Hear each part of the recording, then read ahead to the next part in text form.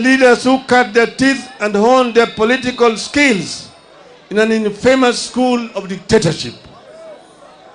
We all know where Mr. William Ruto is coming from. We all know where Rigathi Gachagua is coming from.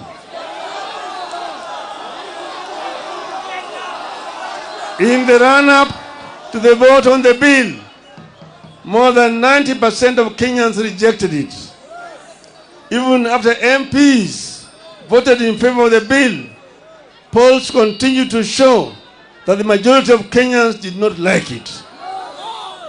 However, true to his character as a dictator, Ruto proceeded as if Kenyans had not spoken and he imposed punitive taxes on us without our consent. That is contempt for the people. In a democracy, few individuals can use government as their tool against the people. The idea that only the wishes of Ruto and Gachagua matter in this country today must attract a very heavy price. Ruto is testing the limits of his illegitimate power. Ruto is testing whether we still have the will, energy, and resolve to fight remnants of dictatorship. After stealing our election last year, Ruto now thinks he can steal anything and get away with it. We have to stop Ruto, and we have to stop it. We have to do it now. We must tell Ruto in no uncertain terms that he has stolen enough for the owners to notice, and he has no more room for stealing the wishes of the people. This gathering must provide an unmistakable response to Ruto and those who think like him, that we are willing and ready to do whatever it takes to roll back dictatorship. This gathering must make it clear to Ruto and all those who are nostalgic about the dictatorship of the past that they will pay a heavy price for their unfortunate experiments. You have some bad news from Mr. Ruto. The betrayal in the city has seeped into every village in Kenya. It has united Kenyans better than any government ever would. While the betrayal has shattered our faith in government and parliament, it has strengthened our faith in ourselves and our power. Consequently, Ruto and all those who think like him are going to learn the painful way never to mess with the people's food, fuel, and freedom.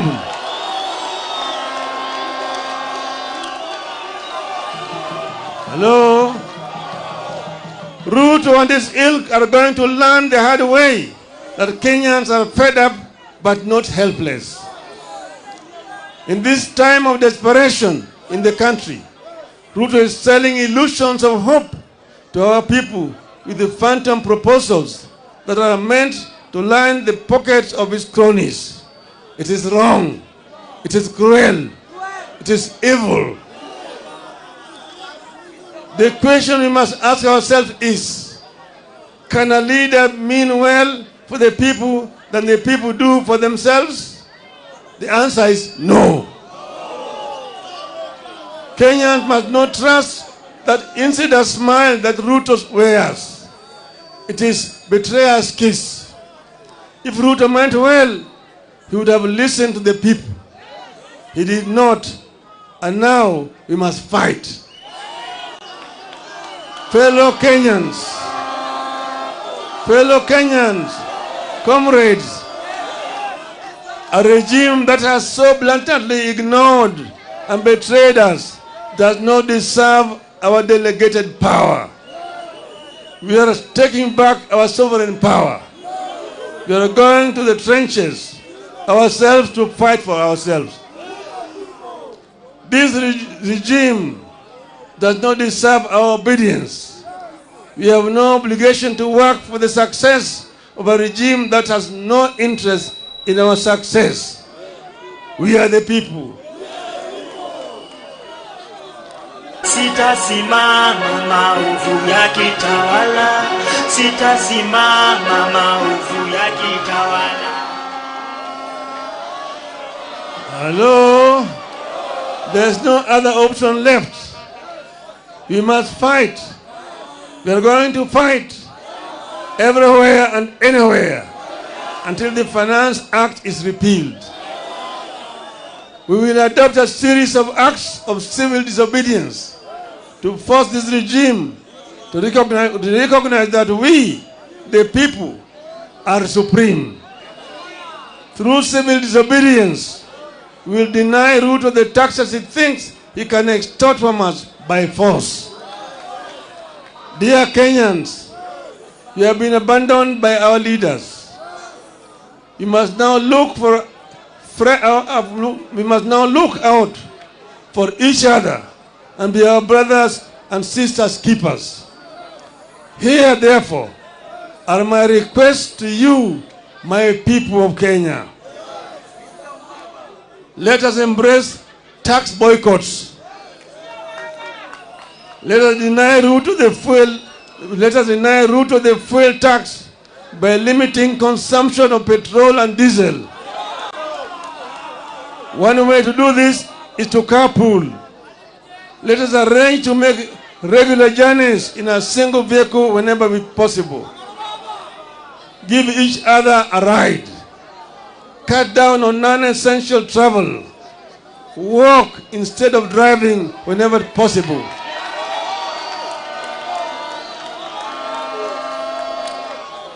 I appeal to all employers to allow their workers time to walk to and from work. I appeal to matatu owners to support tax boycotts. While observing safety measures, maintain the current fare but double your carrying capacity as part of the civil disobedience. Our police officers should support our call by allowing matatus to carry above capacity at current costs so that Kenyans can commute. Niko tayari kulipa gharama sita. Hello? I appeal to businesses to disable or avoid electronic tax registers, make nil returns on VAT, and instead give discounts to customers. This way, we shall recover the VAT Ruto is taking illegally through the fuel. I appeal to employers to ignore the punitive deductions of employee salaries that will only line the pockets of Ruto's strategically placed cronies. Mr. Ruto is driving us off the roads with high fuel prices. We must deny his officers the comfort of driving us off the road with their vehicles. Let us deny the government vehicles and motorcades the right of way that they take for granted. They may sound the sirens as they wish, but everyone must follow the traffic except for ambulances. Dear Kenyans, I'm coming. We know the men and women who visit this unjust law on us. Punish the traitors. Let us name, shame, follow, and isolate the traitors at every turn. Let us picket their public and private offices and their homes until they join the call to have the Finance Act repealed. Today, and with absolute respect and humility, I'm reaching out to the online community in the country and diaspora, the famous Kenyans on Twitter, the content creators and the TikTokers. I have a request to you. Let us gather and share information about the traitors, their Twitter and other social media accounts, telephone numbers, and email addresses, and use this to show the oppressors that power belongs to us, the people. Finally, I appeal to our performing artists. Let our songs and music be a source of pain to the traitors. Let our songs and music a source of pain to the traitors.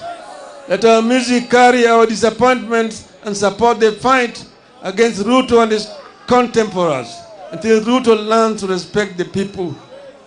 Dear Kenyans, in a democratic country that is founded upon sovereignty of the people, whenever the arms of government, whether the executive, the legislature, or the judiciary, fall into the hands of men and women who use their delegated sovereign power to oppress the people and benefit themselves, then it becomes a right and a duty of the people, in pursuit of the common good, to assert their sovereignty, to disobey those men and women and their laws.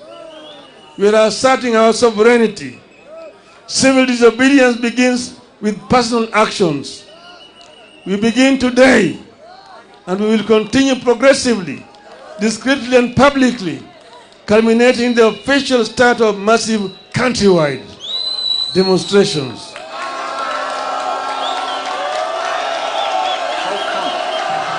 That fuel in Uganda is cheaper than fuel in Kenya. Ooh. To those who make unjust laws, to those issue oppressive decrees, let us get to work. Let us get to work. Tuanze kazi. Tuanze kazi. Tumesema hao watu